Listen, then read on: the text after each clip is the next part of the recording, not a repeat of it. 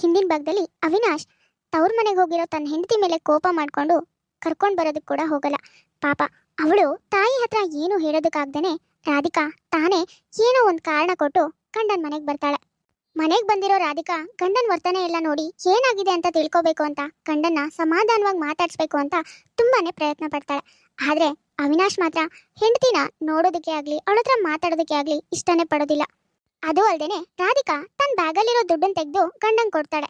ಆದ್ರೆ ಅವಿನಾಶ್ಗೆ ಮೊದಲೇ ಸುಶೀಲಾ ತಲೆನಲ್ಲಿ ಏನೇನೋ ತುಂಬಿರ್ತಾಳೆ. ಹಾಗಾಗಿ ರಾಧಿಕಾನೇ ತಗೊಂಡೋಗಿ ಇವಾಗ ಸುಮ್ಮನೆ ನಾಟಕ ಆಡ್ತಿದ್ದಾಳೆ ಅಂತ ಇನ್ನೂ ಕೋಪ ಬರುತ್ತೆ. ಇದೇ ವಿಷಯಕ್ಕೆ ಅವರಿಬ್ಬರ ಮಧ್ಯೆ ಇನ್ನೂ ಮನಸ್ತಾಪ ಹೆಚ್ಚಾಗತ್ತೆ. ದಿನಗಳು ಕಳೆದ ಹಾಗೇನೆ ಗಂಡ ಹೆಂಡತಿ ಮಧ್ಯೆ ಮನಸ್ತಾಪಗಳು ಹೆಚ್ಚಾಗ್ತಾನೆ ಇದೆ. ಸುಶೀಲಾ ತಾನು ಎಲ್ಲ ಮಾಡಿ ಏನೂ ಮಾಡೇ ಇಲ್ಲ ಅನ್ನೋ ಹಾಗೆ ಅವರಿಬ್ಬರ ಮಧ್ಯೆ ಓಡಾಡ್ತಾ ಇದ್ದಾಳೆ. ಈ ಸ್ಟೋರಿ ಮುಂದೆ ಏನೆಲ್ಲ ತಿರುವುಗಳನ್ನ ಪಡ್ಕೊಳ್ಳುತ್ತೆ, ಸೊಸೆ ರಾಧಿಕನಿಗೆ ಅತ್ತೆ ಏನು ಅನ್ನೋದು ಅರ್ಥ ಆಗತ್ತಾ ಅನ್ನೋದನ್ನ ಇವತ್ತಿನ ಎಪಿಸೋಡ್ನಲ್ಲಿ ನೋಡೋಣ. ನೋಡೋದಕ್ಕಿಂತ ಮೊದಲು ಯಾರ್ಯಾರು ನಮ್ಮ ಯೂಟ್ಯೂಬ್ ಚಾನಲ್ನ ಸಬ್ಸ್ಕ್ರೈಬ್ ಮಾಡ್ಕೊಂಡಿಲ್ವೋ ದಯವಿಟ್ಟು ಸಬ್ಸ್ಕ್ರೈಬ್ ಮಾಡ್ಕೊಳ್ಳಿ. ಹಾಗೆ ಈ ವಿಡಿಯೋಗೊಂದು ಲೈಕ್ ಮಾಡಿ. ಅಮ್ಮ, ಅಣ್ಣ ಅದಕ್ಕೆ ಇಷ್ಟೊಂದು ದೂರ ಆಗೋದಕ್ಕೆ ಏನ್ ಕಾರಣ ಅಂತ ಮೊದಲು ಹೇಳು. ನನ್ಗಂತೂ ಅದ್ ಏನಾಗಿದೆ ಅಂತ ತಿಳ್ಕೋಬೇಕು ಅನ್ನೋ ಕ್ಯೂರಿಯಾಸಿಟಿ. ಅಯ್ಯೋ ನನ್ನ ಮುದ್ದಿನ ಮಗಳೇ, ನಾನು ನಿನಗೆ ಹೇಳ್ದೆ ಇನ್ಯಾರಿಗೆ ಹೇಳೆ? ಹೇಳ್ತೀನಿ ಕಣೆ, ಒಂದು ಸ್ವಲ್ಪ ಹೊತ್ತು ಇರು. ಯಾರಾದರೂ ಬಂದರೆ ಆಮೇಲೆ ಅದೇನೂ ಇಲ್ಲ. ನಾನು ಮೊನ್ನೆ ಅತ್ತೆ ಅಯ್ಯೋ ಇದೇನಮ್ಮ ರಾಧಿಕಾ, ಅವಾಗಲೇ ಹೇಳಿ ಕಳ್ಸಿದ್ನಲ್ಲ ಹೋಗಿ ಸ್ವಲ್ಪ ಹೊತ್ತು ರೆಸ್ಟ್ ಮಾಡು ಅಂತ. ನೀನೇನು ಮತ್ತೆ ಇಲ್ಲಿಗೆ ಬಂದ್ಬಿಟ್ಟಿದ್ಯಾ? ಏನಾಯ್ತು? ಅದೇನಿಲ್ಲ ಅತ್ತೆ, ಊಟ ಟೈಮ್ ಆಗಿತ್ತಲ್ಲ, ಹಾಗಾಗಿ ನಿಮ್ಮಿಬ್ರನ್ನ ಊಟ ಕರೆಯೋಣ ಅಂತ ಬಂದೆ. ಊಟ ಮಾಡಿಬಿಟ್ಟು ಆಮೇಲೆ ಹೋಗಿ ಮಲ್ಕೋತೀನಿ ನಾನು.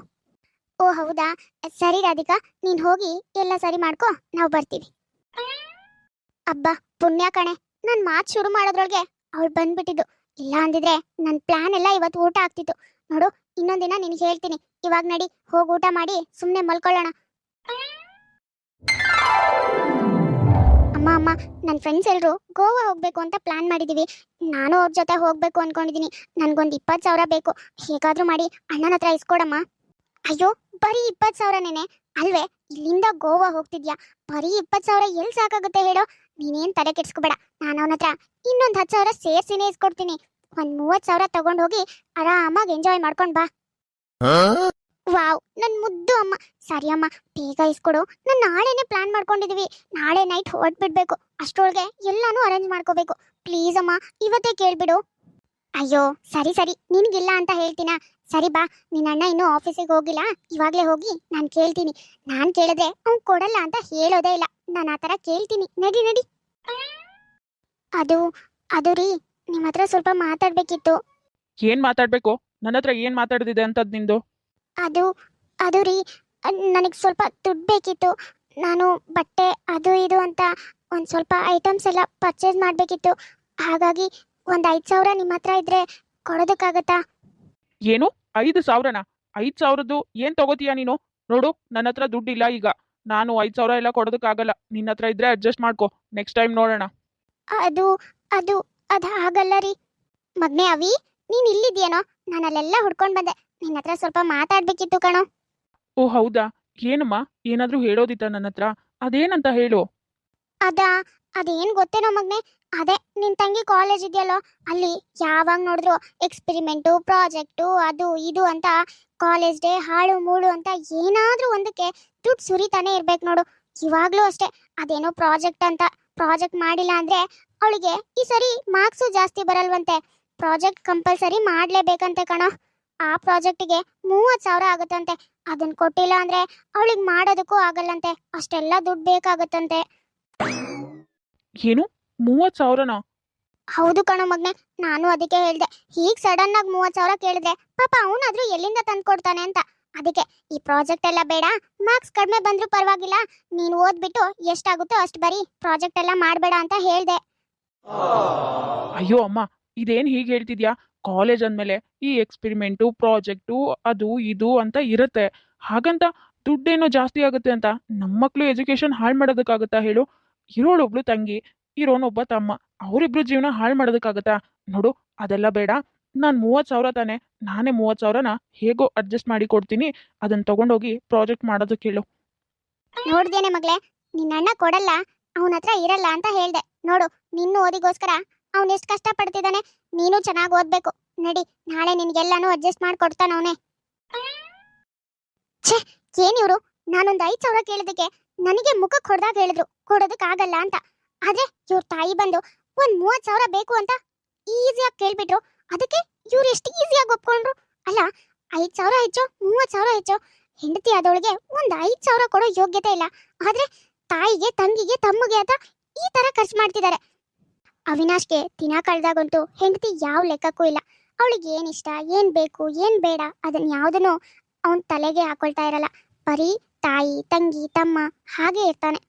ಸುಶೀಲನಿ ಕೂಡ ಇದೇ ಬೇಕಾಗಿರತ್ತೆ. ಅವಿನಾಶ್ ಯಾವಾಗ್ಲೂ ತನ್ನ ತಂಗಿ ತಮ್ಮನ ಬಗ್ಗೆನೇ ಯೋಚನೆ ಮಾಡ್ಬೇಕು. ಈ ಮನೇಲಿ ತನ್ನಾಟ ಮಾತ್ರ ನಡಿಬೇಕು, ಬಂದಿರೋ ಸೊಸೆ ಮೂಲೆ ಗುಂಪಾಗ್ಬೇಕು ಅನ್ನೋದು.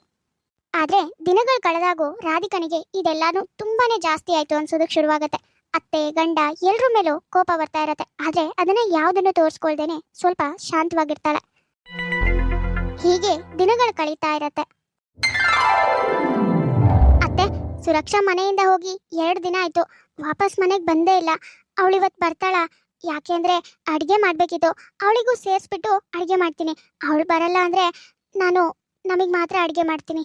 ಅಯ್ಯಯ್ಯೋ, ಇವಳೇನು ಸಡನ್ ಆಗಿ ಬಂದು ಹೀಗೆ ಕೇಳ್ತಿದ್ದಾಳೆ. ಇವಾಗ ಏನಾದರೂ ಟ್ರಿಪ್ ಹೋಗಿದ್ದಾಳೆ ಅಂತ ಗೊತ್ತಾದ್ರೆ ಗಂಡನ ಹತ್ರ ಹೋಗಿ ಎಲ್ಲಾನು ಪಿಟಿಂಗ್ ಇಟ್ಬಿಟ್ರೆ ಕಷ್ಟ. ಹೇಗಾದರೂ ಮಾಡಿ ಏನೋ ಒಂದು ಹೇಳಿ ಇಲ್ಲಿಂದ ಸಂಭಾಳಿಸ್ಬೇಕು. ಯಾಕತ್ತೆ, ನಾನು ಅವಾಗಿಂದ ಕೇಳ್ತಾನೆ ಇದ್ದೀನಿ, ನೀವು ನೋಡಿದ್ರೆ ಏನೋ ಯೋಚನೆ ಮಾಡ್ತಾ ನಿಂತ್ಬಿಟ್ಟಿದ್ದೀರಾ. ಏನಾಯ್ತತ್ತೆ? ಅವಳು ಯಾವಾಗ ಬರ್ತಾಳೆ ಅಂತ ನಿಮಗೂ ಗೊತ್ತಿಲ್ವಾ? ಅದು ಹಾಗಲ್ಲಮ್ಮ ರಾಧಿಕಾ, ಅದೇನಂದ್ರೆ ಅದು ಅವಳಿಗೆ ಕಾಲೇಜಲ್ಲಿ ಪ್ರಾಜೆಕ್ಟ್ ಏನೋ ಕೊಟ್ಟಿದ್ರಲ್ಲಮ್ಮ, ಅದೇ ನಿನ್ನ ಗಂಡ ದುಡ್ಡು ಕೊಟ್ನಲ್ಲ, ಅದೇ ಪ್ರಾಜೆಕ್ಟನ್ನು ಮುಗಿಸ್ಕೊಂಡು ಮನೆಗೆ ಬರ್ತೀನಿ ಅಂತ ಹೇಳಿದಾಳೆ. ಇನ್ನೊಂದು 2 ದಿನ ಲೇಟ್ ಆಗ್ಬೋದು, ಪ್ರಾಜೆಕ್ಟ್ ಎಲ್ಲ ಮುಗಿದ್ಮೇಲೆ ಮನೆಗೆ ಬರ್ತಾಳಂತೆ. ನೀನು ಇವಾಗೇನು ಅಡುಗೆ ಮಾಡೋದು ಬೇಡ, ನಾನು ಹೇಳ್ತೀನಿ ಅವಳು ಯಾವಾಗ ಬರ್ತಾಳೆ ಅಂತ. ಹಾಳಾದವಳು, ಏನೋ ಪೆದ್ದು ಹುಡುಗಿ ಅಂತ ನಾನು ಈ ಮನೆ ಸೊಸೆ ಮಾಡ್ಕೊಂಡ್ರೆ ಇವಳಂತೂ ದಿನಕ್ಕೂ ಜಾಸ್ತಿನೇ ಆಡ್ತಿದ್ದಾಳೆ. ಅಲ್ಲ, ದಿನಕ್ಕೂ ಏನಾದ್ರೂ ಒಂದು ತನಿಖೆ ಮಾಡೋದಕ್ಕೆ ಶುರು ಮಾಡ್ಕೊಂಡ್ಬಿಟ್ಟಿದ್ದಾಳೆ. ಮೊದಲು ಇವಳನ್ನ ಏನಾದ್ರೂ ಹೇಳಿ ಸಂಭಾಳಿಸಿ ಮೂಲೆಯಲ್ಲಿ ಕೂರಿಸ್ಬೇಕು, ಇಲ್ಲ ಅಂದ್ರೆ ಮುಂದೆ ಭಾರಿ ಕಷ್ಟ ಆಗುತ್ತೆ. ಮಗಳೇ ಸುರಕ್ಷಾ, ಅದ್ ಏನ್ ಮಾಡ್ತಾ ಇದೀಯೇ? ಟ್ರಿಪ್ ಎಲ್ಲ ಚೆನ್ನಾಗಿದ್ಯಾ? ತುಂಬಾ ಎಂಜಾಯ್ ಮಾಡ್ತಿದ್ಯಾ? ಹೌದಮ್ಮ, ನಾನಂತೂ ಸಖತ್ ಎಂಜಾಯ್ ಮಾಡ್ತಿದ್ದೀನಿ. ಎಷ್ಟು ಚೆನ್ನಾಗಿದೆ ಗೊತ್ತಾ ಅಮ್ಮ. ನೆಕ್ಸ್ಟ್ ಟೈಮ್ ನಾನು ನೀನು ಎಲ್ಲರೂ ಒಟ್ಟಿಗೆ ಹೋಗೋಣ ಆಯ್ತಾ? ನಿನ್ನೂ ಕರ್ಕೊಂಡು ಬರ್ತೀನಿ. ನಿನಗೆ ಫ್ಯಾಷನ್ ಆಗಿರೋ ಬಟ್ಟೆ ಹಾಕೊಂಡು ಈ ಬೀಚಲ್ಲಿ ಆರಾಮಾಗಿ ಓಡಾಡ್ಕೊಂಡಿರ್ಬೋದಮ್ಮ. ನೆಕ್ಸ್ಟ್ ಟೈಮ್ ಪಕ್ಕಾ ನಾವಿಬ್ರು ಬರೋಣ. ಅಯ್ಯೋ, ಇದೇನೇ ಹೀಗೆ ಹೇಳ್ತಿದ್ಯಾ? ನೀನು ಹೇಳೋದು ನೋಡಿದ್ರೆ ನನಗೆ ನಾಚಿಕೆ ಆಗ್ತಿದೆ. ನೋಡ್ ಮಗ್ಲೆ, ನಾನೇನು ಅಲ್ಲಿಗೆ ಬರೋದು ಬೇಡ, ನೀನು ಎಂಜಾಯ್ ಮಾಡು. ನೋಡು, ನಿನ್ಗೇನಾದ್ರೂ ದುಡ್ಡು ಬೇಕಾದ್ರೆ ಇವಾಗಲೇ ಹೇಳ್ಬಿಡು, ನಾನು ನಿನ್ನ ಅಣ್ಣನ ಹತ್ರ ಏನೋ ಒಂದು ಹೇಳಿ ಇಸ್ಕೋತೀನಿ, ಅದನ್ನೇ ನಿನಗೆ ಕಳಿಸ್ತೀನಿ. ಏನಾದರೂ ಬೇಕಾ? ಅಯ್ಯೋ, ಸದ್ಯಕ್ಕೆ ಬೇಡಮ್ಮ, ನಾನು ನೆಕ್ಸ್ಟ್ ಏನಕ್ಕಾದ್ರೂ ಬೇಕಾದ್ರೆ ನಿನಗೆ ಫೋನ್ ಮಾಡ್ತೀನಿ ಆಯ್ತಾ?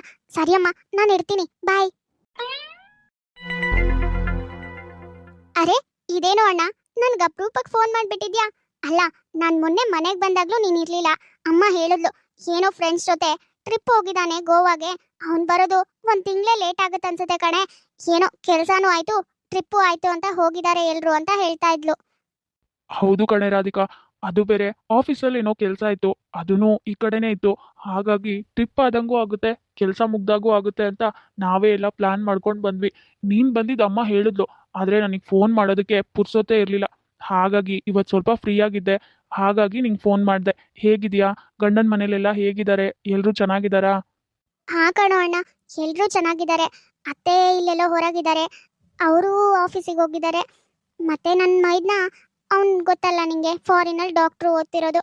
ಇನ್ನು ನನ್ನ ನಾದ್ನಿನ ಏನೋ ಕಾಲೇಜಲ್ಲಿ ಪ್ರಾಜೆಕ್ಟ್ ವರ್ಕ್ ಇತ್ತಂತೆ, ಹಾಗಾಗಿ ಅಲ್ಲಿಗೆ ಹೋಗಿದ್ದಾಳೆ. ಏನು ಪ್ರಾಜೆಕ್ಟ್ ವರ್ಕಾ? ಏನು ಹೇಳ್ತಿದ್ಯಾ ನೀನು? ರಾಧಿಕಾ, ನಿನ್ನ ನಾದ್ನಿನ ನಾನು ಬೀಚಲ್ಲಿ ನೋಡ್ದೆ ಕಣೆ, ಅವಳು ಗೋವಾ ಬಂದಿದ್ದಾಳೆ. ನೀನು ನೋಡಿದ್ರೆ ಏನೋ ಕಾಲೇಜು ಪ್ರಾಜೆಕ್ಟ್ ವರ್ಕು ಅಂತ ಹೇಳ್ತಿದ್ಯಲ್ಲ. ಏನು, ಗೋವಾನ? ಅಣ್ಣ, ನೀನೇನು ಹೇಳ್ತಿದ್ಯಾ? ಯಾಕೋ ನೀನೇ ಕನ್ಫ್ಯೂಸ್ ಆಗಿದ್ಯಾ ಅನ್ಸತ್ತೆ. ಅವಳು ಕಾಲೇಜಲ್ಲಿ ಪ್ರಾಜೆಕ್ಟು, ಎಕ್ಸಾಮು, ಅದು ಇದು ಅಂತ ತುಂಬಾ ಟೆನ್ಷನಲ್ಲಿ ಇರ್ತಾ ಇದ್ಲು. ಹಾಗಿರುವಾಗ ಅವಳೇನಕ್ಕೆ ಗೋವಾ ಬರ್ತಾಳೆ ಹೇಳು? ಇಲ್ಲ ರಾಧಿಕಾ, ನಾನು ಕರೆಕ್ಟಾಗಿ ನೋಡಿದ್ದೀನಿ, ಅವಳು ನಿನ್ನ ಆದ್ನೇನೆ. ಅವಳು ಅವಳ ಫ್ರೆಂಡ್ಸು ಎಲ್ಲರೂ ಒಟ್ಟಿಗೆ ಬಂದಿದ್ದಾರೆ. ಎಲ್ಲರೂ ಟ್ರಿಪ್ಪಿಗಂತಾನೆ ಬಂದಿರೋದು. ಇಲ್ಲೇನು ಬೇರೆ ಕೆಲಸ ಇರಲ್ಲ. ಈಗ ವರ್ಕರ್ಸ್ ಆದರೆ ಏನೋ ಕೆಲಸ ಅದು ಇದು ಅಂತ ಬಂದಿರ್ತಾರೆ ಅನ್ಬೋದು. ಆದರೆ ಅವಳು ಕಾಲೇಜ್ ಅವಳು, ಇಲ್ಲಿ ಬಂದು ಏನು ಪ್ರಾಜೆಕ್ಟ್ ಮಾಡೋದಕ್ಕೆ ಸಾಧ್ಯ? ನಂಗೆ ಯಾಕೋ ಡೌಟು, ಅವಳು ನಿಮಗೆಲ್ಲ ಸುಳ್ಳು ಹೇಳಿ ಗೋವಾ ಬಂದಿದ್ದಾಳೆ ಅನ್ಸುತ್ತೆ. ಅಯ್ಯೋ, ಇದೇನಿದು? ಅಣ್ಣ ಹೀಗೆ ಹೇಳಿದ್ನಲ್ಲ, ಅತ್ತೆ ನೋಡಿದ್ರೆ ಎಲ್ಲೋ ಪ್ರಾಜೆಕ್ಟ್ ಅಂತ ಹೋಗಿದ್ದಾರೆ ಅಂತ ಹೇಳಿದ್ರು. ಇವ್ನು ನೋಡಿದ್ರೆ ಗೋವಾದಲ್ಲಿ ನಾನು ನೋಡಿದೆ ಟ್ರಿಪ್ಗೆ ಅಂತ ಬಂದಿದ್ದಾರೆ ಅನ್ಸುತ್ತೆ. ಅವ್ರ ವೇಷಭೂಷಣ ಎಲ್ಲ ನೋಡಿದ್ರೆ ಹಾಗೆ ಇತ್ತು ಅಂತಿದ್ದಾನಲ್ಲ. ಇವಾಗ ಅತ್ತೆ ಮಾತು ನಂಬೇಕಾ ಅಥವಾ ಅಣ್ಣ ಹೇಳಿದ ನಿಜಾನ? ಯಾಕೋ ನೋಡಿದ್ರೆ ಅಣ್ಣ ಸತ್ಯನೇ ಹೇಳಿರ್ತಾನೆ. ಅಣ್ಣ ಹಾಗೆ ಸುಮ್ಮನೆ ಸುಮ್ಮನೆ ಏನೂ ನೋಡ್ದೇನೆ ಏನು ಹೇಳೋನೇ ಅಲ್ಲ. ಅವನು ಹೇಳ್ತಿದ್ದಾನೆ ಅಂದರೆ ಇದ್ರಲ್ಲಿ ಸತ್ಯನೇ. ಅವಳನ್ನ ಕರೆಕ್ಟಾಗಿ ನೋಡಿರ್ತಾನೆ ಅವನು. ನೋಡಿಲ್ಲ ಅಂದಿದ್ರೆ ಅವ್ನು ನನ್ನ ಹತ್ರ ಏನೂ ಹೇಳ್ತಾನೆ ಇರಲಿಲ್ಲ. ಅವ್ನು ಮೊದಲು ಅಷ್ಟೇ ಏನಾದರೂ ಸುಮ್ಮನೆ ಗೊತ್ತಿಲ್ಲದಿರೋ ವಿಷಯದ ಬಗ್ಗೆ ಏನೂ ಮಾತೇ ಆಡಲ್ಲ. ಹಾಗಿರುವಾಗ ಇವತ್ತು ಇಷ್ಟೆಲ್ಲ ಹೇಳಿದಾನೆ ಅಂದರೆ ಏನೂ ಇದೆ ಇದರಲ್ಲಿ. ರಾಧಿಕನಿಗೆ ತನ್ನ ಅಣ್ಣ ಹೇಳಿದ್ದೆಲ್ಲ ಕೇಳಿಸ್ಕೊಂಡ್ಮೇಲೆ ನಿಧಾನವಾಗಿ ಇಲ್ಲೇನೋ ನಡೀತಾ ಇದೆ ಅನ್ನೋ ಸಂಶಯ ಶುರುವಾಗತ್ತೆ. ಈ ಡೌಟ್ ಎಲ್ಲ ಶುರುವಾದ್ಮೇಲೆ ರಾಧಿಕಾ ಮುಂದೆ ಏನು ಮಾಡ್ತಾಳೆ, ಸತ್ಯ ಏನು ಅಂತ ಕಂಡುಹಿಡಿತಾಳ ಇಲ್ವೋ, ಇದನ್ನೆಲ್ಲ ನೆಕ್ಸ್ಟ್ ಎಪಿಸೋಡ್ನಲ್ಲಿ ನೋಡೋಣ. ವೀಣಾ ಅನ್ನೋರು ಕಮೆಂಟ್ ಮಾಡಿದ್ರು ಅವ್ರ ಮಗಳು ಅಭಿಜ್ಞಾ ಅವರಿಗೆ ಹಾಯ್ ಹೇಳಿ ಅಂತ. ಹಾಯ್ ಅಭಿಜ್ಞಾ, ಹೇಗಿದ್ದೀರಾ? ನೋಡಿದ್ರಲ್ಲ ವೀಕ್ಷಕರೇ, ಇವತ್ತಿನ ನಮ್ಮ ಈ ವಿಡಿಯೋ ನಿಮ್ಗೆ ಇಷ್ಟ ಆಗಿದ್ರೆ ಪ್ಲೀಸ್ ನಮ್ಮ ಯೂಟ್ಯೂಬ್ ಚಾನಲ್ನ ಸಬ್ಸ್ಕ್ರೈಬ್ ಮಾಡ್ಕೊಳ್ಳಿ, ಲೈಕ್ ಮಾಡಿ, ಶೇರ್ ಮಾಡಿ, ಹಾಗೆ ಕಮೆಂಟ್ ಮಾಡಿ. ತುಂಬ ಜನ ಹಾಗೆ ವಿಡಿಯೋಸ್ ನೋಡ್ತಾ ಇದ್ದೀರಾ. ಯಾರ್ಯಾರು ಹಾಗೆ ವಿಡಿಯೋಸ್ ನೋಡ್ತಾ ಇದ್ರು ದಯವಿಟ್ಟು ಸಬ್ಸ್ಕ್ರೈಬ್ ಮಾಡ್ಕೊಳ್ಳಿ. ಹಾಗೆ ಪಕ್ಕದಲ್ಲೇ ಇರೋ ಬೆಲ್ ಐಕಾನ್ನ ಕ್ಲಿಕ್ ಮಾಡಿ ಆಲ್ ಅನ್ನೋದನ್ನ ಸೆಲೆಕ್ಟ್ ಮಾಡಿ. ನೆಕ್ಸ್ಟ್ ಯಾವುದೇ ವಿಡಿಯೋ ಹಾಕಿದ್ರೂ ನೋಟಿಫಿಕೇಶನ್ ಬರುತ್ತೆ. ನೋಟಿಫಿಕೇಶನ್ ಮೂಲಕ ನೀವು ವಿಡಿಯೋನ ನೋಡ್ಬೋದು. ಸರಿ ವೀಕ್ಷಕರೇ, ನಾನಿನ್ನ ಹೊರಡ್ತೀನಿ. ನೆಕ್ಸ್ಟ್ ವಿಡಿಯೋದಲ್ಲಿ ಮತ್ತೆ ಸಿಗೋಣ.